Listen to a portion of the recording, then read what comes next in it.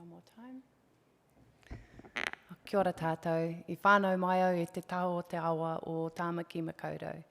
I raro I te maru o te maunga kia kia. He uri ahau no ko te mana, no airangi, kei te noho au, kei Paeroa, ko Claire Bradley toko ingoa. My name is Claire Bradley and I'm the Project Director of Rere Revitalise is a collaborative project inspired by Te Taiao and making on-farm change. Revitalise comes from a whakatauki in Hauraki, ki moihau ki te aroha. From moihau to te aroha, the mountains that mark the boundaries of the Hauraki people where our whānau live and work. Revitalise talks about the flows from mountains to sea, but also from seas to mountains and everything in between. Te aroha is pictured here in this slide, showing the on-farm environment that we are working in. Revitalise was called the established project out of these three because it is powered by Agri, which is a multi-generational whānau-owned business working in the world of seaweed. We bring with us almost 30 years of working in te ao Māori, environmental stewardship, and productive landscapes of land and of our oceans. However, Revitalise has stood up on its own. It is its own personality, powered by the knowledge, the mātauranga tuku iho, the knowledge that's been handed down. It is intended to be much larger than what we are today. Not only has it had to stand up as its own entity, its own branding, its own community, its own people, its own ways of working, and this tohu represents the weaving of knowledge from mātauranga Māori, science, and our farmers' experiential knowledge. It represents weaving of our people, of our landscapes, our mountains, and our sea to bind together with the Māori to go together as one. For us, Te Taiao as a basis of change is really what underpins the work that we're doing. If farmers start with connecting to soil, we kind of use soil as our gateway drug into Te Taiao. If they start to build their relationships with soil, respect the mana, understand and connect to the Māori of soil, they start to build relationships. Then if they start to draw on knowledge from various sources, mātauranga, science, and respecting their own observational skills, we then start to see behaviour change. And that's not really easy at times, right? So everyone's talking about we need to do this, we need to help the environment. Most people won't eat to save their lives, yet to save the environment, right? Behaviour change is not easy. So what our job inside Revitalise is to measure what are the effects of these behaviour and management changes on their farm system, their productivity, their profitability, their well-being, that of themselves and their whānau and their community, and also of our soils. Ko au te whenua, ko te whenua ko au. Although we've recently been talking about I am my farm and my farm is me, am I a reflection of my farm? To do this work, we chose 10 farms, 5 that are Māori-owned, 5 that are non-Māori-owned by design. That's for us to build understanding. It's for us to build connection and build bridges and touch points in our knowledge. These farms have a diverse range of ownership. Some of them are small family-owned and run farms, other are big corporate farms. A couple are iwi trust farms, over 3,000 hectares of farm ownership into this project. For this question around I am the land and the land is me, this also reflects when we're looking at putting that te riti or waitangi at the centre. We look at not only our protection, our partnership and our participation with each other, but also with the land. How do we protect our land? How do we participate and partner with our land and our soils?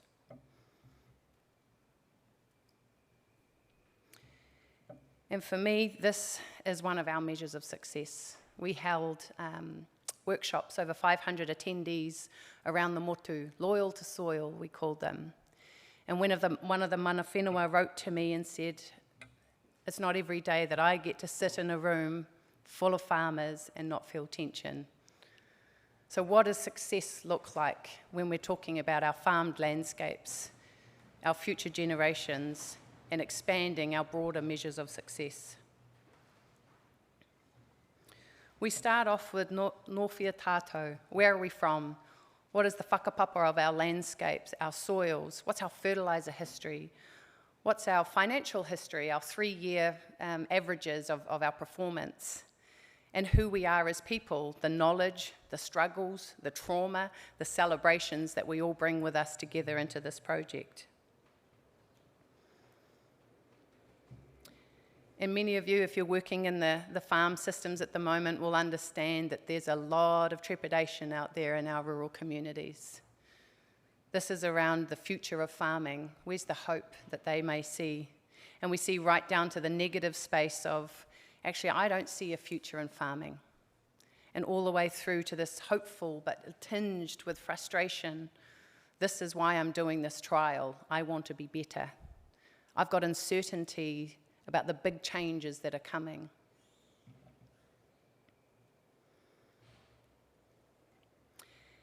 And then once we know where our farmers are at, and we build their connection with soil through workshops, through wānanga, farmers start to identify, how do I know if my soil is good and healthy? And first of all, we need to find out if those two things are the same. Is good the same as healthy?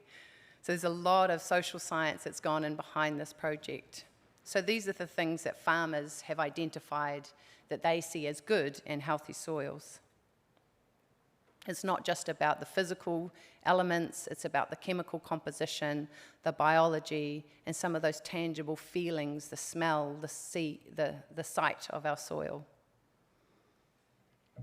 And then our farmers got together and started talking about some of the practices that they can do on farm that might respect soil, balancing their stock with their land, using vertical grazing, so tree planting, knowing soil, asking soil what it needs, karakia for our soils, for our animals, for our landscapes, reducing synthetic chemistry, soil health checks, because when people and communities lead the research, then they're more likely to engage with it and act upon their own research. So our farmers wanted to understand maramataka. They wanted to see what would happen if I said to my contractor, can you come when I'm ready, which is dictated by the lunar cycle, rather than when it fits into your farming cycle? And then what are the effects of that in terms of germination rates, in terms of crop health? Again, when people lead their own research, they're more likely to engage with it. So these are some of the practice changes that we've seen in 18 months. And I want to stress that 18 months. 2 years is a very, very short time for research, especially when we're talking about soils. But what we are changing is behaviours and mindsets and measuring those outcomes. So all of their farms are starting to understand their soil tests better and not just buy what the local fertiliser salesman told them to buy. 9 of the 10 farms have incorporated diverse pasture swards and are learning how to graze them, how to manage them quite differently than a ryegrass clover biculture. 3 of the farms are already using maramataka into their farm system, and 5 more are keen to start implementing this. And we have another workshop coming up next week. 2 of the farms already know their number. So what does that mean? That means they're measuring their greenhouse gas emissions. And this quote here from one of our farms is really important and talks to that science-informed, community and people-led, but science-informed. So people are starting to make change, and science is helping them to understand some of the why. And when people can articulate what they see, then they can start to understand it.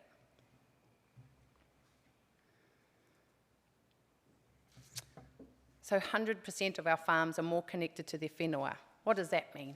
That's a pretty big statement. So these farms are out there digging holes in their soil, smelling their soil, talking to their neighbours, using maramataka diaries. 3 of the farms have planted trees to increase the shelter for their animals, and thinking about that interconnected solutions. If I start with respecting the health of my soil, I start to think about the crops, the trees, the shelter, what I'm growing, how I'm treating my animals. And a 0% drop-off. When we first started out 18 months ago, we thought maybe 30% of the farms might not be continuing at the 2-year mark. You know, we've still got 6 months, so let's not, count all our chickens before they hatch. However, we have had one of the toughest years when it comes to weather in the Wakatoa and Bay of Plenty in this season. One farmer, 8 times his farm has been underwater. That farmer turning up to on-farm days, to workshops, and continuing to be engaged in this research project is nothing short of near a miracle. All of those 10 farms do not want this project to end. They want to, because 2 years, like I said, is a very small amount of time to build trends and data that we can rely on. We need to be looking at 5 years. 84 to 3,200 hectares. That's on a single farm. Some of these farms have come on board because, for example, Taiao Group Holdings were really thinking about their awa running through their land that they wanted to build health about. Another farm started off in 84 hectares, have a little tutu around, play with some things. They're in, boots and all, 3,200 hectares, changing the way they farm to respect the health of the soil first. And in terms of that Western science, Lincoln University have been running a whole lot of trials for us, looking at effects of biostimulants, looking at the effect of what does the products that we eat grown in this way, how does that affect our health? So in terms of our value chains and our markets, because let's face it, we are in farming because it provides us with economic opportunity. These are businesses that we are working with. These are people's livelihoods that depend on the health of their land. So we're working with the MPI Markets Insights team and broadening their identification around that word regenerative. Because I hear so often, oh, it's not defined, so I can't believe it, right? We all know what sustainable is. It means not to ruin something. But if we want to be regenerative, we need to think not only about our landscape, but our relationships. Product attribute research through ag research, are consumers willing to pay more for products that are grown in a way that respects the health of our land and of our people? And market access risk. Actually, just came back from Ireland and looking at the big changes in the EU. Is there a risk for New Zealand farmers that we won't have market access because of the way that we are farming?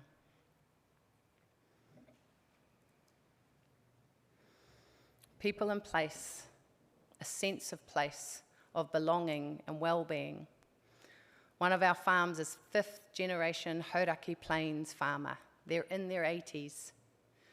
So when we go to them and talk to them about mana and mauri and te Taiao, it's a pretty big leap in their knowledge set. We had a lot of challenges, and we were asked, did you choose the wrong farmers to come on this project?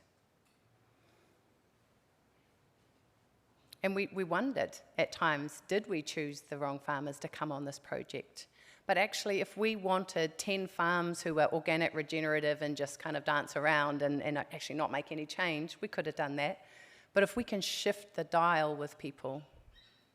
We had a beautiful experience where Edina took on her friend Courtney to provide miri to this whānau. And when we look at people's health and well-being as a perspective, man, that change in them has been incredible. We've used these 11 insights constantly to not only look at the opportunities, but also tools to help us solve the challenges that we face. And some of those challenges are beyond our control. The weather, timeframes, and that diversity of knowledge for shared outcomes.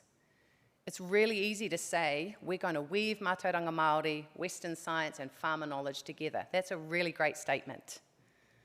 But weaving creates tension. We cannot build a kete without the tension to hold the strands together. And so when we lean into that tension and we learn from those tensions, then together we make a better whole. It hasn't been easy. I'm going to tell you that right now. So if anyone tells you how easy it is to weave knowledge together, I don't believe them. For us, we wanted to establish this mana and mauri of soil framework.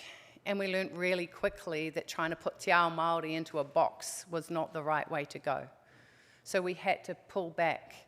We had to assess farms where they were in their knowledge and start there.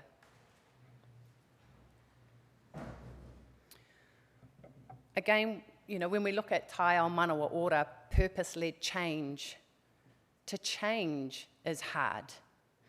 So when we're dealing with large entities with multi-decision-making frameworks, from trust boards to farm advisors to regional staff, we need to work with all of those different layers to create the changes that we want to see.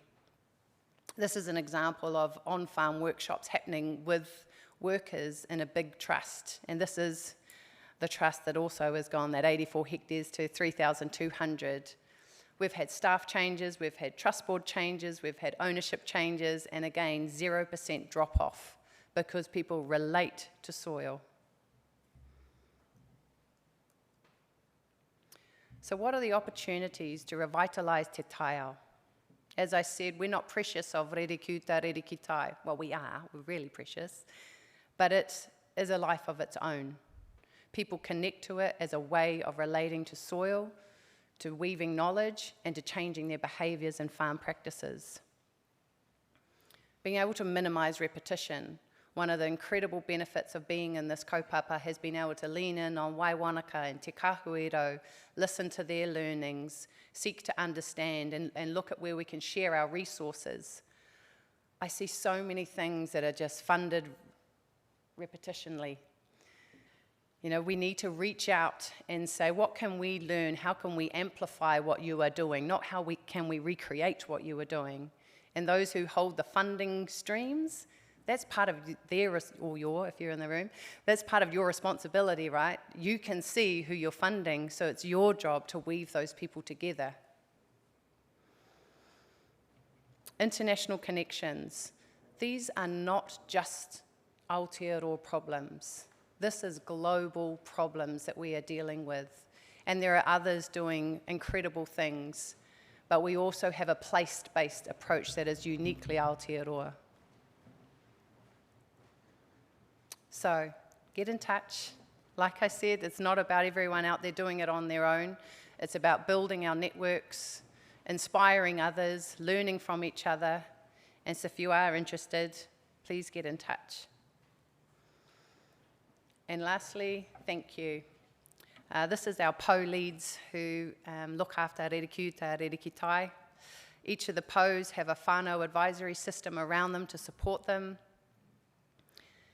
And our farmers, our 10 farmers who are brave, who are on this journey, who are committed to revitalising Te Taiao. And lastly, to our Land and Water for providing the opportunity for us to research in this really unique and impactful way. So thank you so much for all the love and support.